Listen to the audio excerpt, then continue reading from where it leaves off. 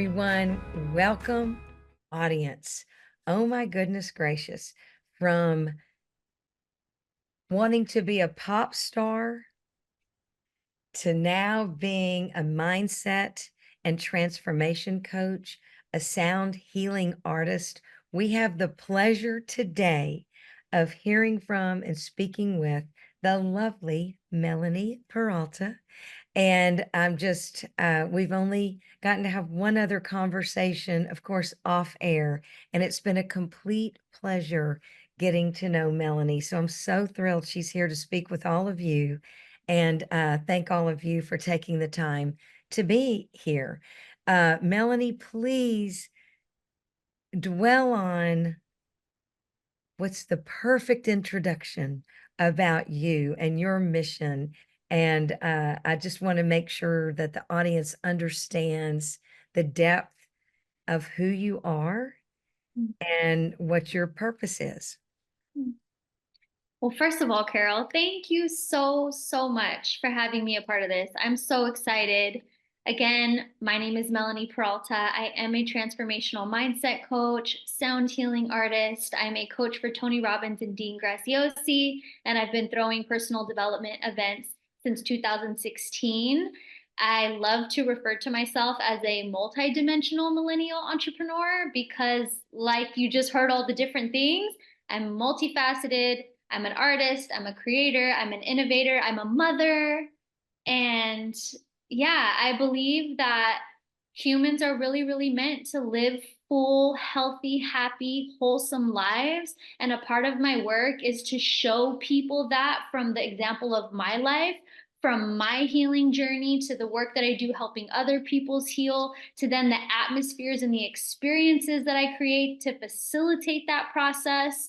So I'm excited to dive in. There's a lot to talk about, and let's do it, Carol. And let's do it. First of all, I love that you said that you are this multi-dimensional human being. And I think that so often people don't realize that we are. And we are constantly evolving. And the opportunity to embrace learning and be willing to be open-minded and listen and hear in order to embrace our authentic selves, if you will. Yeah. And what's interesting about the conversation with you and with so many about accountability is that sounds like, oh, accountability. Yeah, I need to be accountable. This is something that is part of the transformational process. With all my heart, I believe that if we do not embrace and understand the depth and importance of accountability, we cannot do that. And when you and I spoke, your story is so wonderful. And please share a little bit about this pop star in LA. It's just incredible because you went from, okay, this is what I am going to do, and this is about me, to you had this beautiful, I have chills, revelation, if you will, that you were really here for others. Yeah, so I grew up with a single father. I didn't have my mom growing up. Both of my parents were drug addicts. I come from a really small town where there's a lot of dysfunction, a lot of trauma. And so, because of my upbringing, I had a lot of trauma too. I was not a healthy minded, healthy spirited person for a lot of my life. I always had a good heart, but I was dysfunctional. I was. And I had a big dream though, and I had a talent, I had a gift, and I had a voice. And my dad nurtured that. So, long story short, I very young ended up in the music industry as a singer-songwriter since I was 14, 15 years old. Wow. I was in what back then, the music industry is so different now. Back then, I was in what they call artist development. So I was in an artist development deal with Atlantic Records, and I was on the verge of getting a record deal, which was my lifelong dream. And due to music politics and greed and all the things, my deal fell through and it never happened, Mm. which was such a blessing. At the time, it didn't feel that way, but it was such a blessing because I was like, you know what? I don't want to be an artist. Like, I don't want to be a pop star. I just want to write. I just want to make music. I just want to write music. So then I decided to move to LA. I got signed as a songwriter in LA. I started working with Sony. And while I was out there, that was the first time I was ever really alone. When I was in Atlanta, I had my team, I had my managers. I was what they call like an industry baby my whole life. I was just this girl going from meeting to studio to songwriting camps and all these things. So I was never by myself. I was never really in isolation. When I moved to LA, it was the first time I was really alone. I didn't have a manager anymore. I didn't have the team anymore. I was just solo singer songwriter. I had projects to work on, but ultimately I was really by myself most of the time.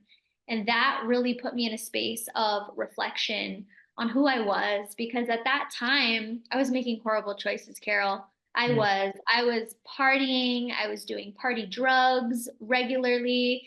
And I've been more open about this as of lately, but even in my transition from moving to Atlanta to then having the money to move to LA, I actually managed an escort service when I was 19. Oh my gosh. So I was not living from a morally rooted place. I was just trying to get to where I was going by any means possible, Mm, even if mm, that meant that I had to help women sell themselves, which is such a crazy contrast because now I do the complete opposite. You right, know, old version of me was supporting women and selling themselves, and now I'm supporting women and healing themselves, right, you right. know? And so I had to take a good look at myself.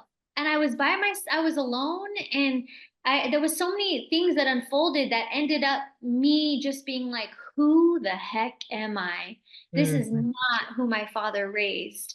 mm, And I ended up coming across the book, The Seven Spiritual Laws of Success by Deepak Chopra. It's the yeah. first personal development spiritual book I ever read in my life, the first time I ever even heard about living at a higher level consciousness.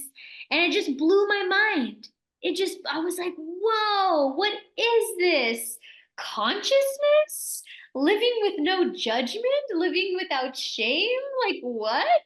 Oh, And so it captivated me, Carroll. It captivated me so much. I was one of those crazy obsessed people. I didn't leave my studio apartment for like a whole month unless I had to go to the grocery store. I stopped going to the studio and I just immersed myself in all things personal development, spiritual, quantum physics, food, diet, nutrition, everything. I was in what, they call your spiritual awakening, and I hit the ground running after that. And I changed everything. I I started to really see the music industry for what it was and no longer wanted to be a part of it, because at that time a lot of the music that I was making was party music, drinking music, stuff like that. I was like, gosh, I don't want to fuel this anymore. So I already started to pull away from the industry and not wanting to make music as much. But then I got pregnant with my son when I lived in LA. And thank goodness I got pregnant with him after I had my spiritual awakening and already, been in some personal development work and was eating healthier and things like that.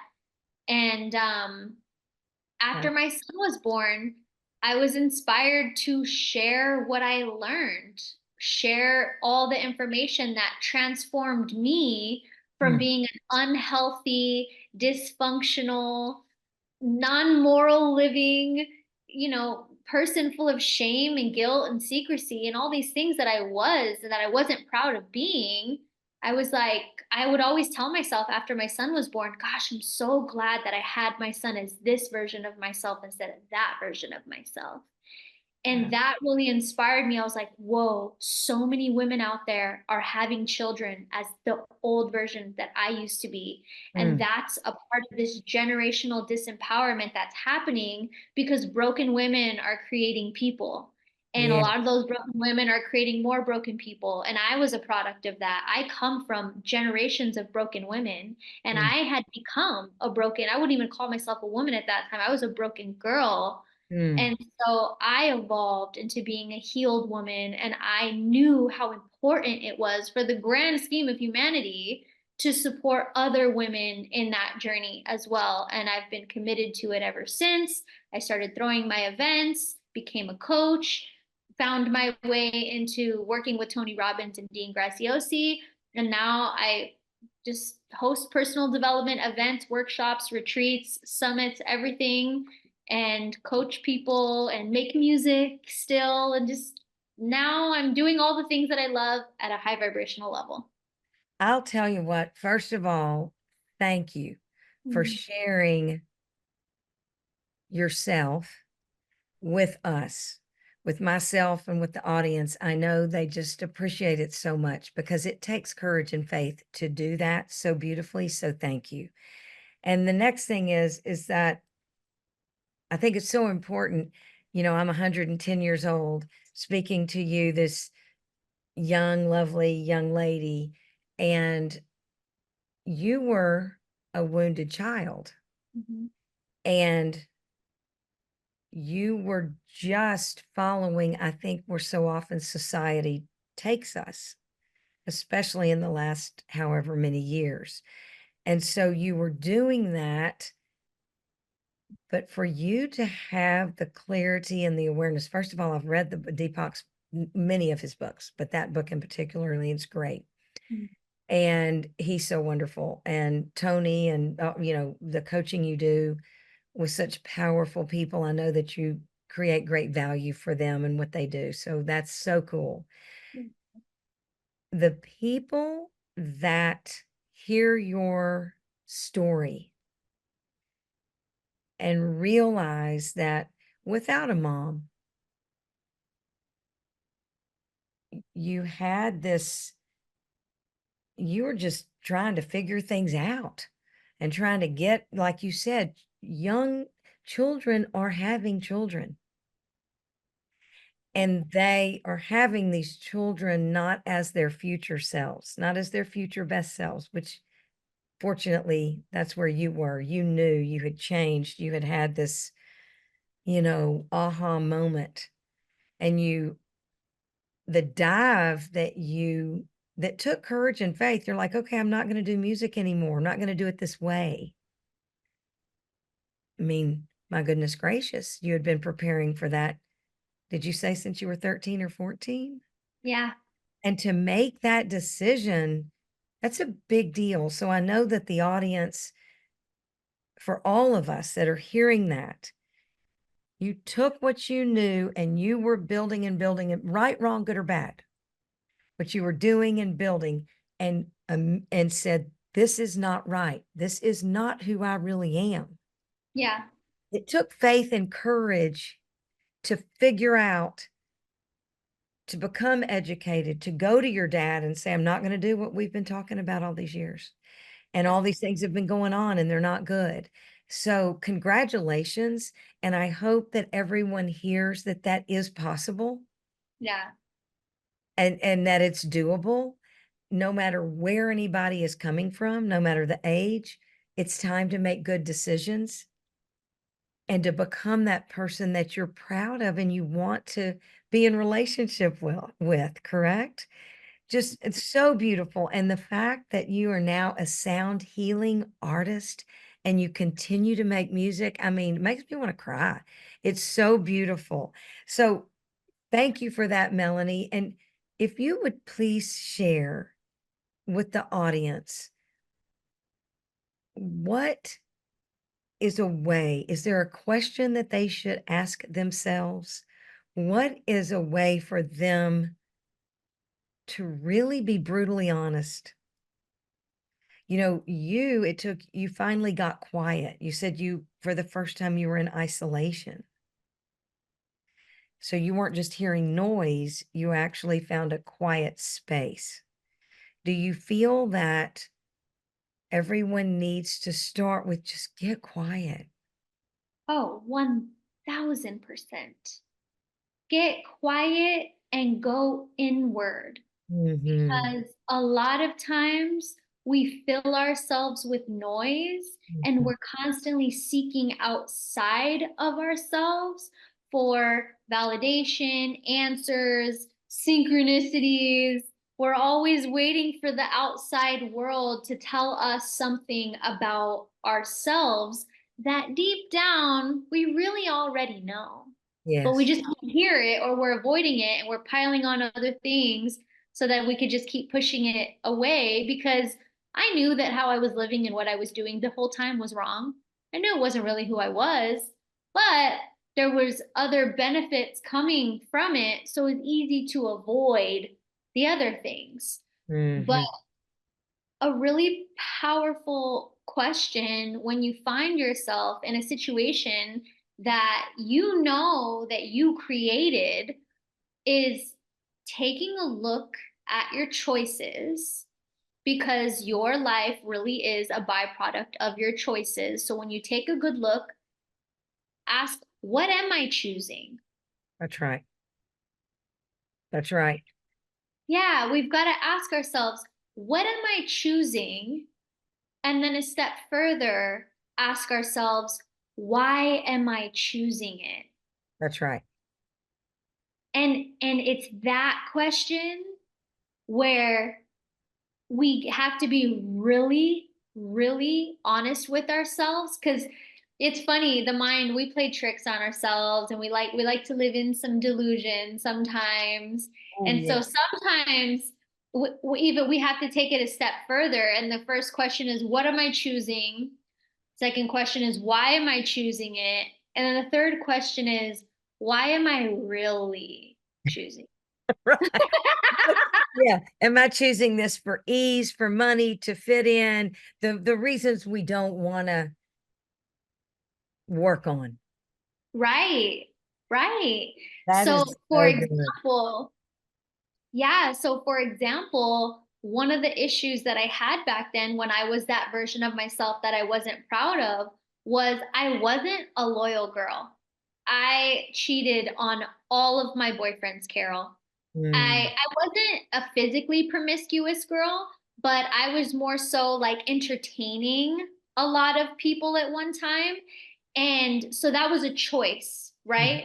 So ask myself, what am I choosing? Well, I'm choosing to entertain multiple men at one time while I have a boyfriend. So then the second question is, why am I choosing it? Well, I'm choosing it, I'm entertaining all these people because my boyfriend's not giving me the attention that I need, so I'm getting it from elsewhere. But then the other question is, why am I really choosing it? right. I'm really choosing it because I'm dissatisfied with myself, because I have low self-esteem, because I'm insecure, and this attention that I receive outside of myself soothes that for me. Mhm, mhm, That's why I'm really choosing it. And mhm. that's a hard pill to swallow sometimes Ah, because, yeah, you know? but once you did swallow that pill, and in whatever area of lives, excuse me, whatever area of life that we choose to be brutally honest, to take accountability and ownership and ask these questions, we're also taking the pill, we're swallowing the pill in order to become free Yep, and to take ownership for our lives, for our happiness, for our financial freedom, for the time, for our energy, for all the things. yep. And I think that what a how fortunate your son is Mm, to have a mom who can share and love from such an honest place. Thank you. You know, I mean, he will have this beautiful foundation from such a tender age. So I love this. And I really, I know the audience is just like, oh my goodness. And they're already asking themselves questions. I know it. I think that you're so kind and you're sharing a very generous offer with everyone. And I know they can find that easily, but tell them about what you're offering. Yeah, so for this particular experience, I really wanted to share the Moving Mantra project with everybody, because this is the project that I created, the music project that I created when I left the music industry, took time to focus on myself, evolve, heal, develop, mature. And then when I approached creating music again, I approached it from an entirely different place mentally, emotionally, spiritually, all of that. And I produced what's called moving mantras. And it's sound healing music with a pop of twist culture. All of the production is very, very intentionally designed with isochronic tones, binaural beats, nature sounds, hertz frequencies to support you in putting you in an altered brainwave state to bring peace, relaxation, calm stress, put you in a more meditative state, and also open up your subconscious mind more to receive the mantra in the song. So there are a couple of them. There's two of them that are out on Spotify, but there's a handful. Majority of the project has not been released, and I will be gifting it to every single person who is watching this. And you'll be able to save the mantras to your phone, listen to them, play them when you need a moment of peace, when you need to take a breather, when you just need to have a little 3-minute meditation. Music is so, so powerful. It's the universal language of the world. And I call it medicating musically with the Moving Mantra Project. It, Beautiful. yeah, it's a quick way to change your state. It's a quick way to switch your perspective, a quick way to just drop into a different energy when you're feeling stressed, when you're feeling overwhelmed, when you're feeling shame, when you're feeling guilt, when you're feeling small. It's a quick way to tap into your power. We have mantras. We have so many mantras for various moods. So we'll be gifting that to everybody. Medicate musically with them, utilize them in your personal practices, start your day with them, play them for your children. Oh, that's my favorite thing when the kids know the mantras and they sing them. Again, they have a twist of pop culture. So they are a little bit more trendy sounding, not your average meditative music. I always give an example of think of, like a Ariana Grande type of vibe. Very, very enjoyable. You guys will love them. I'm really, really proud of this project. Oh my goodness. For everyone here, thank you. That is such an incredible gift, and a gift that, again, can be shared with kiddos, can be shared at any time, Yep. night or day. Medicate musically, just beautiful. I cannot thank you enough. I know if the audience, if you could hear them or see hands raising, it would be a standing ovation. So thank you for your generosity, sharing your story, that you have come into this beautiful healing place for people. Thank you for the positive and beautiful impact you're making. I appreciate you, and I can't wait till we see each other again. We will. We will. Thank Thank you you. for having me. Ah, complete pleasure. I mean, a complete pleasure.